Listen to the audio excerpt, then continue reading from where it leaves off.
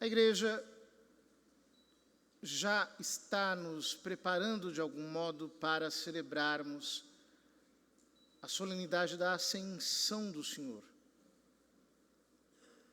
que marca a conclusão do ministério de Jesus na terra, o fim do tempo da encarnação. Por isso, no domingo passado e neste, nós estamos lendo o capítulo 15, que fala exatamente sobre a nossa união com Jesus Cristo. Ele é a videira, nós os ramos. Mas, o que nos une a Ele é o que Ele diz no Evangelho de hoje. Como meu Pai me amou, assim também eu vos amei, permanecei no meu amor.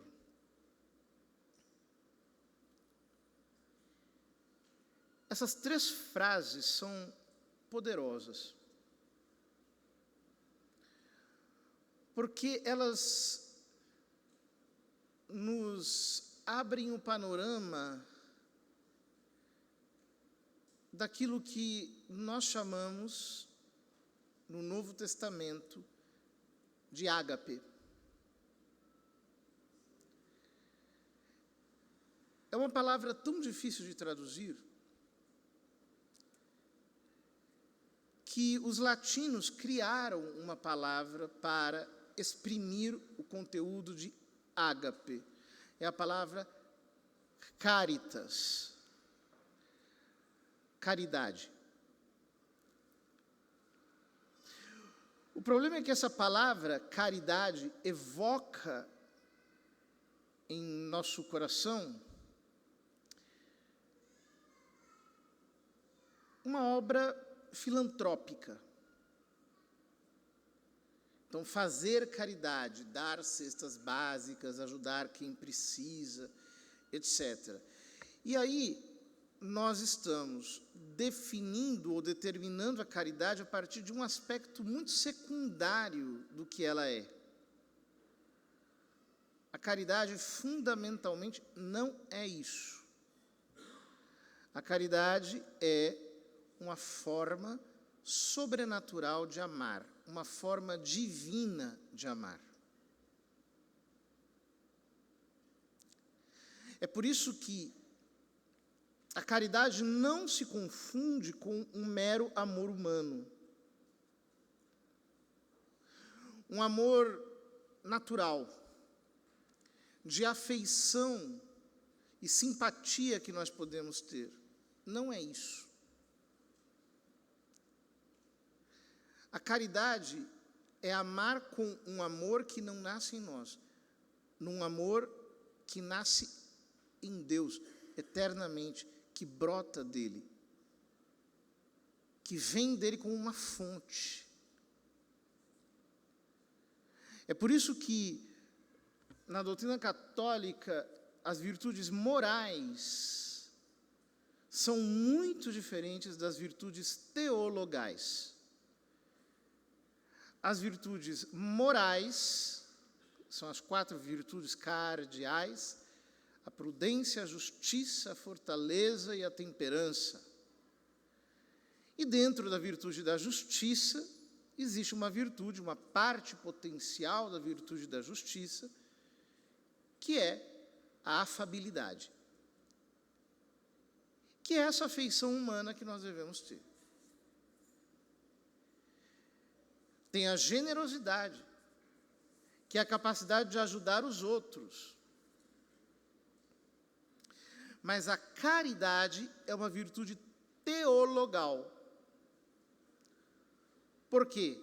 As 3 virtudes teologais, fé, esperança e caridade, que são apresentadas por São Paulo no capítulo 13 da primeira carta aos Coríntios, tem a Deus por objeto. Mas não só isso. Tem a Deus como ponte e tem a Deus como meio. Eu amo a Deus, eu amo por Deus e eu amo para Deus. Não é algo que nasce em mim, é algo que vem dele. É um dom. A igreja nos ensina que a caridade nos é infundida com a graça. Isso acontece quando nós nos convertemos, isso acontece quando nós somos batizados, isso acontece cada vez que nós comungamos, cada vez que nós confessamos ou recebemos qualquer sacramento. Isso acontece quando nós oramos.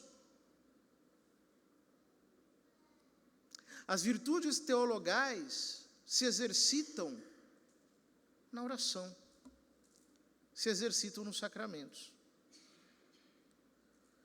Portanto, o que Jesus está dizendo aqui, como meu Pai me amou, assim também eu vos amei, na verdade, assim também eu vos tenho amado, é um presente denso aqui, permanecei no meu amor.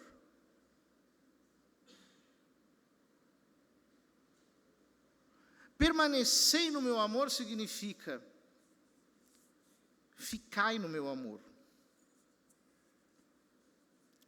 Morai no meu amor.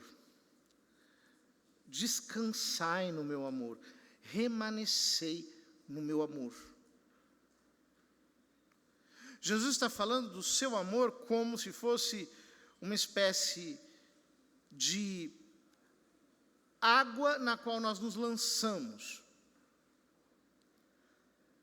para nos encharcarmos dele. É isso que deveria acontecer conosco cada vez que nós rezamos. É isso que deveria acontecer conosco, sobretudo quando nós comungamos. Mas qual é o problema? O problema é que, na maior parte das vezes, nós estamos amando o Senhor apenas com o nosso amor humano, com a nossa afeição humana.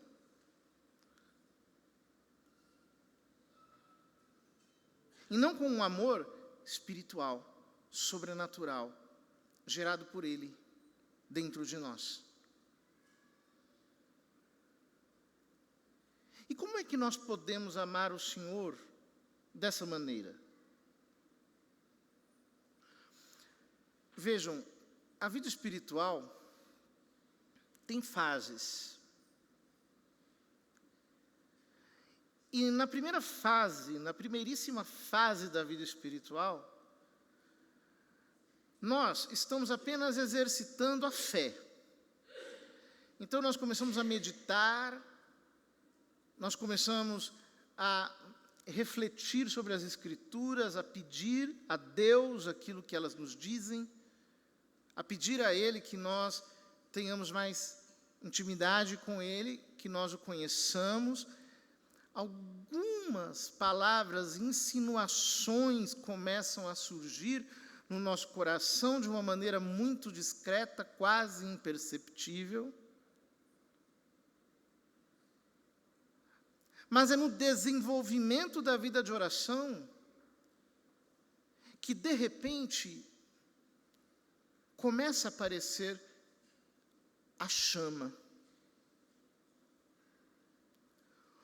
Hugo de São Vítor, no seu tratado sobre Eclesiastes, diz algo muito bonito. Ele diz que no começo é fumaça com fogo.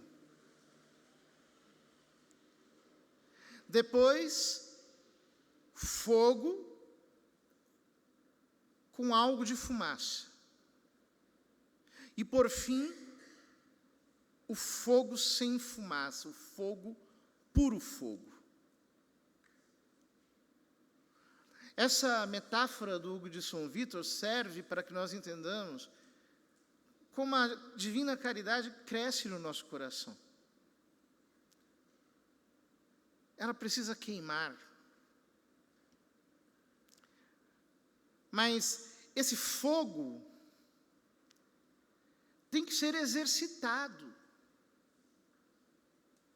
É como alguém que acende um isqueiro. Você acende até pegar. Você só para de tentar acendê-lo quando a chama aparece. Ou seja, como é que nós podemos crescer no amor divino? Nós podemos crescer no amor divino quando nós, tomando carona nas suaves insinuações do Espírito Santo, respondemos a elas com impulsos de amor. Impulsos de amor que fluem do cerne do nosso ser, do mais profundo da nossa intimidade. É quando eu, sabendo que o Senhor está comigo, sabendo que Ele está aqui, sabendo que Ele me ama, porque Ele é bom, infinitamente bom e amável, eu faço lances de amor. Eu provoco arroubos de amor, erupções de amor, explosões de amor, rompantes de amor, que saem do meu coração. Os teólogos espirituais chamam isso de oração afetiva. E dizem que a oração afetiva vai se simplificando até se tornar oração de simplicidade, que é quando um único impulso de amor é mantido por um tempo razoavelmente longo, até ocupar todo o tempo da oração.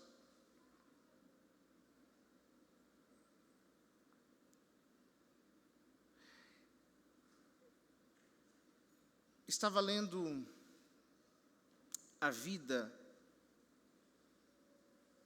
da madre, esqueci agora o nome dela, fundadora das Redentoristas, junto com Santo Afonso Maria de Ligório. E ali ela conta como ela aprendeu a fazer oração. Certa vez um padre lhe perguntou: "Você faz oração mental?" Ela disse: "Não." Ele disse: "Então faz o seguinte, pega esse livro, lê até ele produzir algum sentimento. Produziu, você para de ler e fica naquele impulso de amor. Terminou o impulso, volta a ler mais um pouquinho, até terminar o texto." Então ela foi para casa, Madre Maria Celeste, chama-se. E aí, dias depois foi falar com o sacerdote, ele perguntou: "Conseguiu fazer oração?" Ela falou: "Nossa, eu consegui, foi maravilhoso." "Ah, que bom, quanto tempo demorou?" 3 horas. Ele falou: "Como assim 3 horas?" "Não, é porque cada frase que eu lia ia me dando um arrombo de amor, eu ficava ali e depois descia. Então, até ler um texto, 3 horas. Ele falou: não precisa ser tudo isso. Coloca um tempo, 1 hora, meia hora. É assim que se exercita o amor. Mas não basta isso. Porque o amor divino é sensível, é delicado, é gentil, é cortês. Ele não habita num coração amargo, azedo, acre.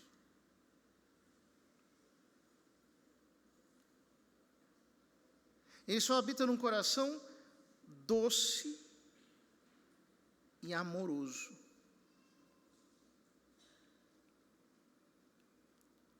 Assim como nós falamos de uma bebida licorosa. O licor da caridade só é derramado num coração licoroso, num coração que está, de alguma maneira, trabalhado por Deus em amor. Os santos são muito amorosos. Eles amam. O ofício deles é especialmente amar. Sobretudo isso, amar Deus, num amor que se estende a tudo, especialmente ao próximo, mas num amor que é universal, porque ele não admite nenhum tipo de interferência que não seja amorosa. O que acontece? Quando nós estamos preocupados conosco próprios, com a nossa imagem, com as nossas vantagens, com a nossa própria possibilidade de desfrutamento, quando nós estamos preocupados com o nosso conforto, em fazer a nossa vontade, em seguir os nossos caprichos, em formar uma imagem de nós, a maior parte de nós vive dentro de uma bolha mental na qual ali você é o centro do mundo. Você só pensa em você, em mais ninguém, inclusive nas coisas de Deus. Você se imagina fazendo-as e aquilo faz crescer a sua vaidade. Quando nós temos uma mente assim, qualquer coisa nos afeta. Se alguém nos ofender, nos afeta. Se alguém nos pisar no calo, isso nos afeta. Se alguma coisa der errado, isso nos afeta. E aí, não tem como o fogo da caridade habitar num coração que não tem paredes. Ninguém consegue sustentar o fogo no meio de uma ventania.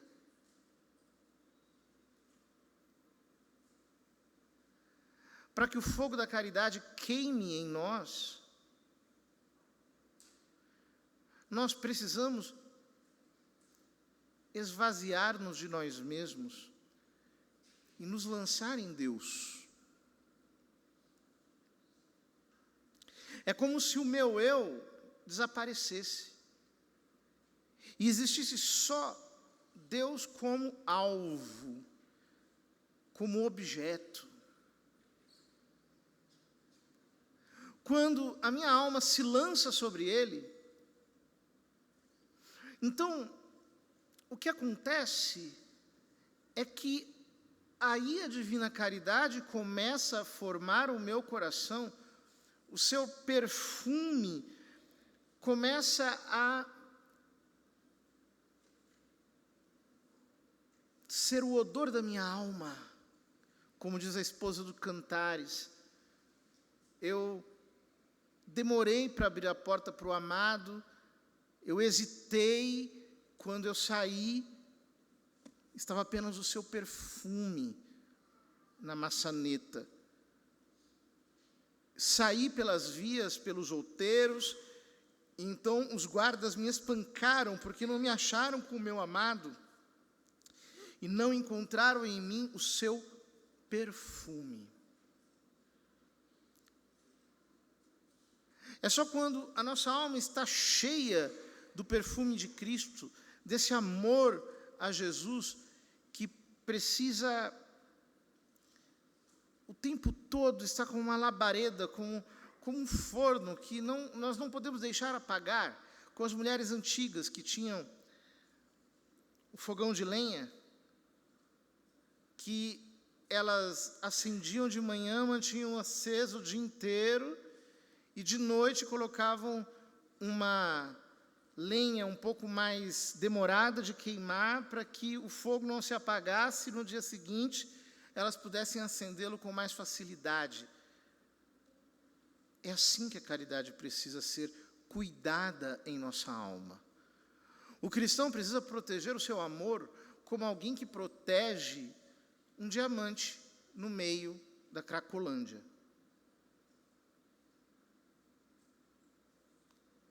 Eu não posso permitir que entre em mim nenhum tipo de vingança, de desejo de revanche, de inveja, de ira, de rancor, de mágoa, de decepção, de qualquer coisa que obscureça o fogo da caridade.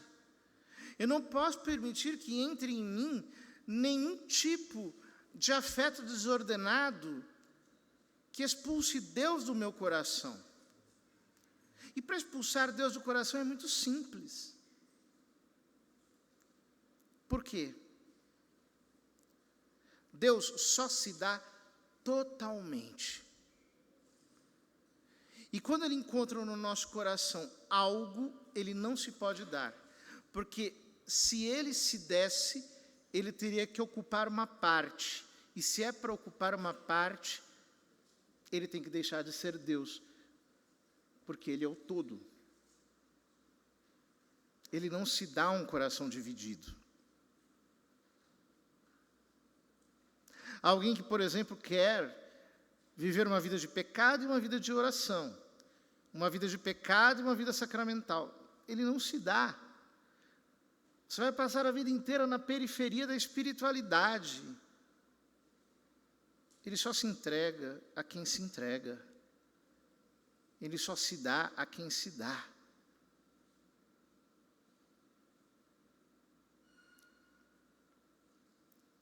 É por isso que o Senhor nos convida hoje: permanecei no meu amor, permanecei, morem no meu amor, morem no meu coração, morem dentro do meu amor, morem nessa chama viva, que queima. É claro que o amor queima. Todos nós temos essa experiência, por exemplo, quando alguém traz repentinamente uma notícia ruim sobre alguém que nós amamos. De repente dá uma queimadura na alma, que dói, às vezes até fisicamente.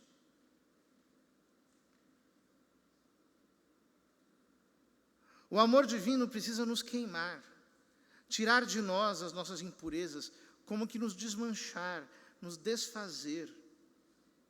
Isso custa. Não é fácil. Porque muitas vezes, por amor, o Senhor nos tem que tratar com rigor. Ele tem que nos ferir. Ele tem que abrir em nós uma chaga.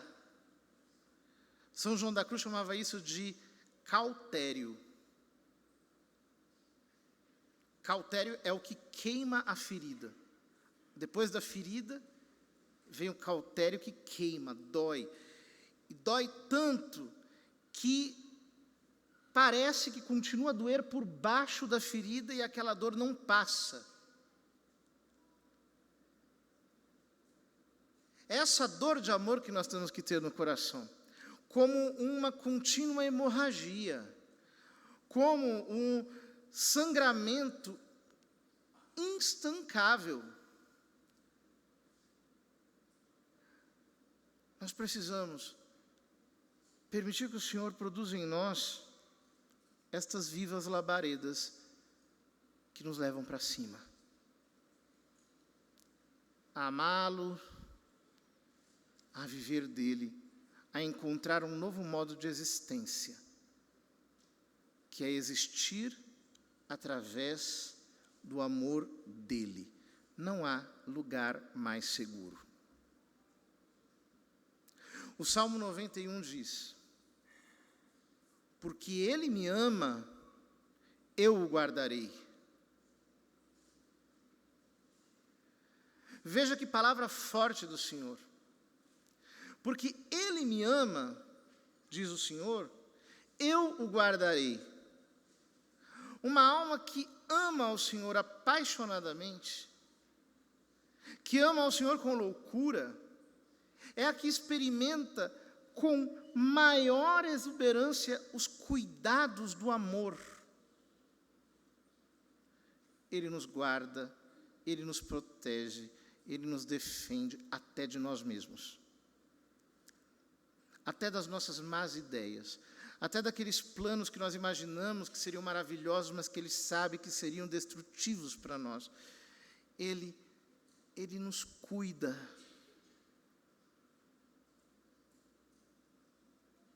Porque me ama, eu o guardarei. Pratiquemos o amor ao Senhor. Tenhamos impulsos de caridade, cada vez mais intensos. Sejamos divinamente amorosos. Permaneçamos nessa sintonia espiritual com o Senhor, como que absorvendo continuamente o seu amor, como se tomássemos um banho de sol, como se as luzes nos atravessassem. E permitamos que o Senhor nos cure pelo amor.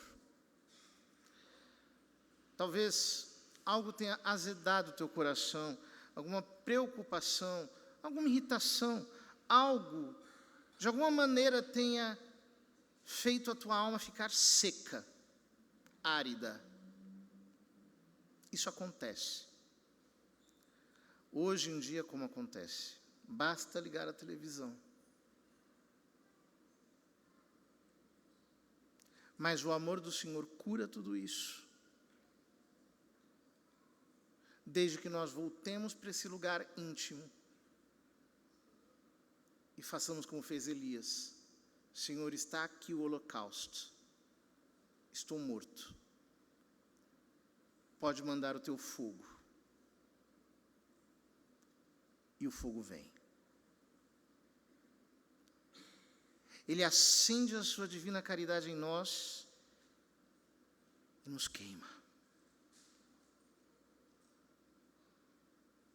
Peçamos ao Senhor a graça de viver dentro do fogo, como aqueles 3 jovens na fornalha ardente, a caminharmos louvando ao Senhor dentro das chamas, que nós possamos viver nelas, porque, como diz o autor da carta aos Hebreus, o nosso Deus é um fogo consumidor, um fogo abrasador.